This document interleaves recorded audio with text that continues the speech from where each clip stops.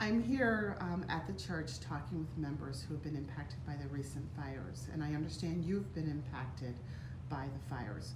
Can you tell me in what way? And just tell me your story, a little bit about what you've been through, your struggles, your joys.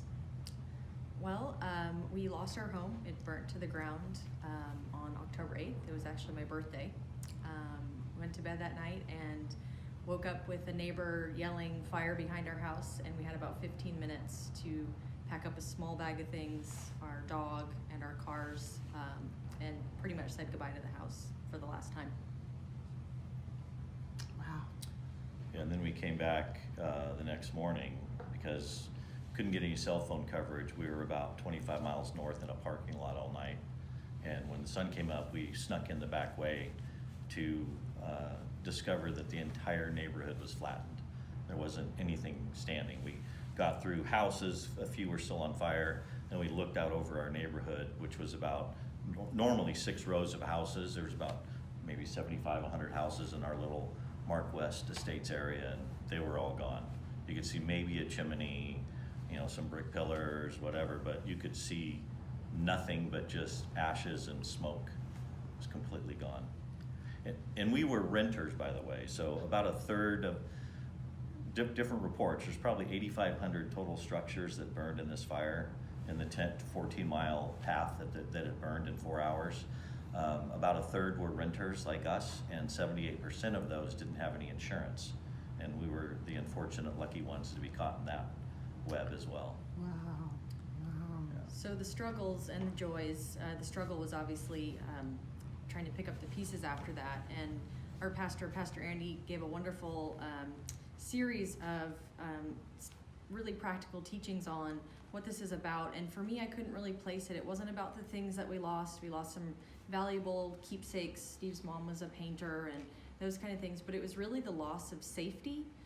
Having a place to come back to, your car kind of drives itself home, or, you pick up the mail and Diane lives on the corner and that tree's over there, and it was all wiped out. So that was really the hardest part is losing that sense of safety and home, having our nest kind of just ripped away in the middle of the night. But the flip side of that is the joys that have come with it are actually 100-fold bigger. We've had such community support. We've had the church pick us back up and just kind of put their arms behind us and get us going again. People that we didn't know have donated financial means, prayers, love, food. We both kind of have said we wouldn't relive the horror of that night, but I don't know if we'd hit the reset button. It just restored our faith in the community. It strengthened our bond together as a couple, how we interact with other people, the compassion that we have for one another, and just kind of the depth that we have now in life going through severe tragedy. So the joys far outweigh the grief and the struggle. It is still hard, but there's a really beautiful silver lining. Thank you. Thank you. You said you had 15 minutes to gather. I can't imagine, 15 minutes doing this job. I've heard a lot of stories.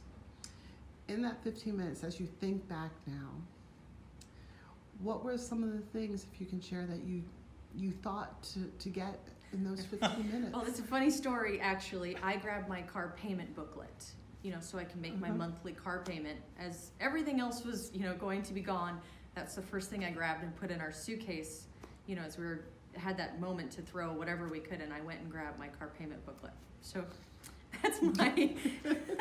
Yeah, we really didn't think. I mean, we went to bed that night. There was nothing on the news that there was a fire that started at, 9:45, 10 p.m., 12 miles away. There was nothing in the news. We went to bed. We woke up with just a lady screaming outside the door, honking, "Get out of your house, fire behind." Jessie jumped up, threw her robe on, went outside. I go, "Let's just go back to bed. It's just probably, some teenager out there." Mm-hmm. So of the 15 minutes, we really just went outside. We saw the smoke. It was 4 or 5 rows of houses behind us. And I was like, "Don't worry about it. The fire department will put this thing out. It's not a big deal." This jacket I grabbed and this pair of pants, some underwear, a couple of t-shirts. You got probably less than that. We drove our 2 cars out, This is all in this 15 minutes. We drove our 2 cars out about 3 miles away, parked one at a nearby church parking lot because I thought, well, you know, God, fire's not going to burn the church. So I parked there, came back and we have a vintage 72 Volkswagen bus that is kind of our escape, you know. Yeah. So by the time we came back in that 15 minutes, the fire was behind our house. I mean, it went through 4 or 5 rows of homes in probably 10 minutes. And when we got there, it was behind us. And so we didn't have any time to get anything. We didn't have time to think. At that point, it was like, okay, this is real, and we got to get out. And so we just got out. I mean, we didn't. So we really didn't have time to think and pack. And you know, I was telling somebody, I have no physical evidence that my grandparents ever lived on this planet, or my parents ever lived on the planet, or really that I have any kids. You know, because everything they made for me is gone. So that's one loss on that. The other is kind of a feeling of being violated, you know. It's tough. Yeah. It's that security, you know, that security, so. Yeah, it is. But you have a great church family here. Oh, yeah. And you have a larger family around the country who is praying for you, who have been praying for you, and who will continue to pray for you and to be there with you through this journey. Yeah, I want to elaborate on that community thing. I mean, literally everything we have, and this was really hard for me to admit, but you know, losing everything, having no renter's insurance, really having no savings. I went through a business failure a couple years ago, filed bankruptcy, slowly accumulating new things with a credit card debt, and now all those things are gone and I still have the debt. Right. So, you know, for me to actually receive something, I remember when Pastor Andy called us and said, you know, come on in, we've got a small gift for you. I thought, I can't take money from the church, this is my church. And he's like, dude, if you can't take it now, this is what we're here for. You've been going here 12 years, you tithe, you volunteer, you're on the guest services team, we're here for you. And it was so hard for me to be a receiver, you know, but it's beautiful. I mean, I kind of got soured on Santa Rosa and thinking, yeah, I want to move. I've been here my whole life. I mean, literally all of Northeast Santa Rosa is where I grew up as an adult, and 90% of it's gone now. I mean, my town as I know it is gone.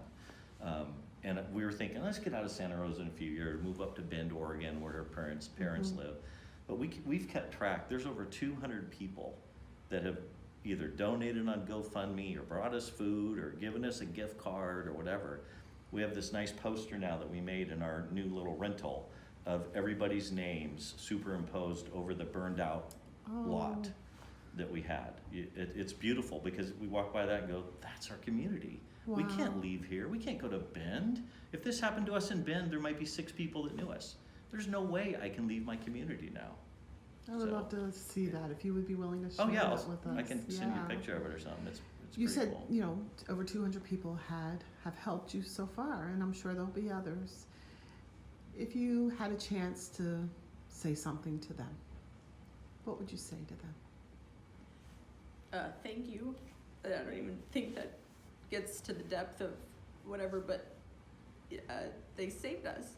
The church, first and foremost, not only financially, but with prayer and a hug and people just quietly receiving us. But the hardest thing, one of the hardest things we've probably ever gone through, especially in the first year of marriage.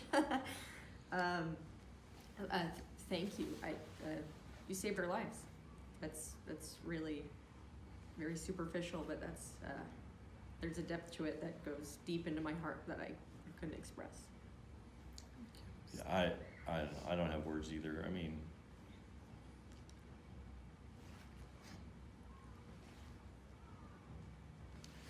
this happens every day.